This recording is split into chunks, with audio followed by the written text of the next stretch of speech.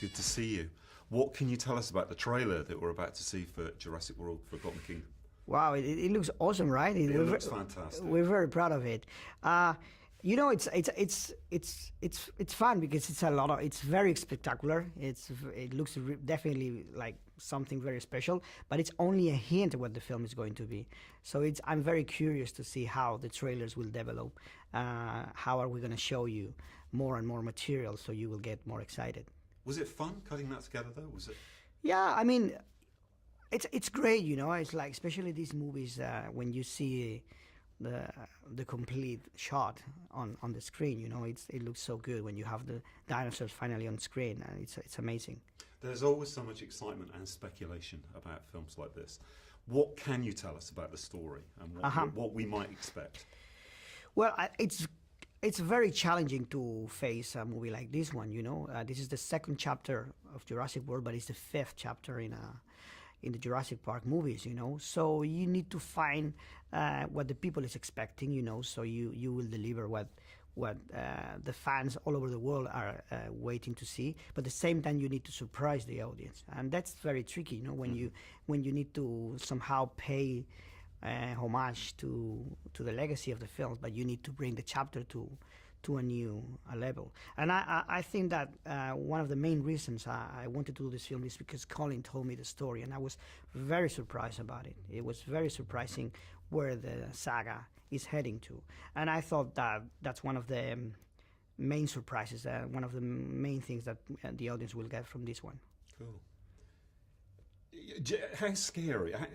Being frightened by these movies is part of the fun, and the scares and the thrills are part of it. What's your approach?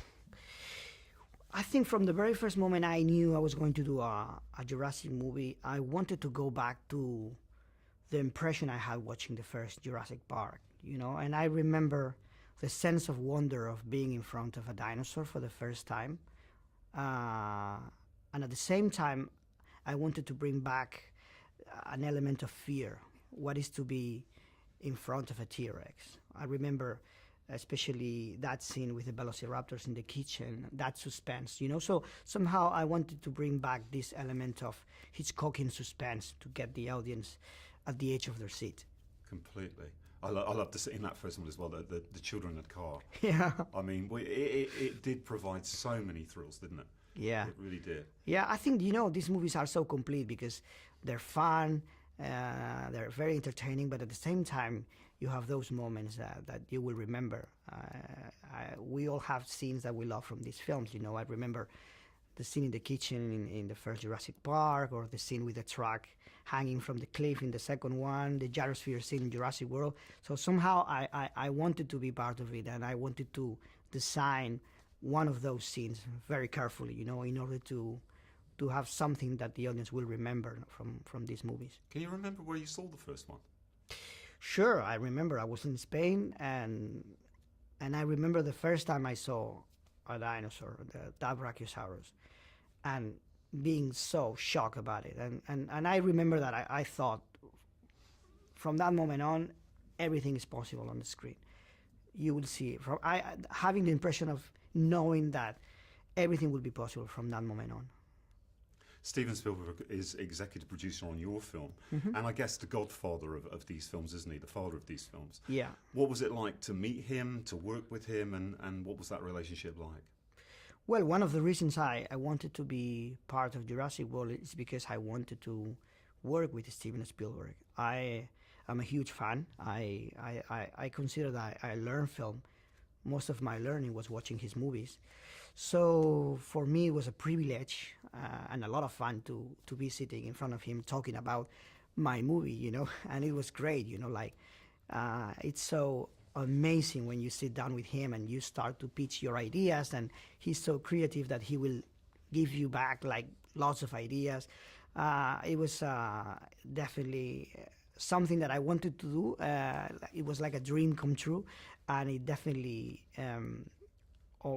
overpassed my expectations. Absolutely. Okay, I'm going to go back to the movie slightly. How much time has elapsed since the last film, since Jurassic World, in your film?